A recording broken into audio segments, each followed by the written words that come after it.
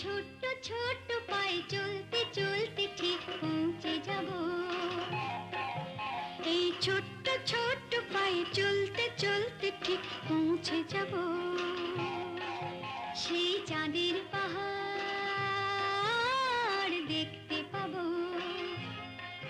সেই চাঁদের পাহাড় মাথায় যাহার রামধনু রং হয় দেখতে পাবো। ঠিক পৌঁছে যাব এই ছোট্ট ছোট্ট পায়ে চলতে চলতে ঠিক পৌঁছে যাব।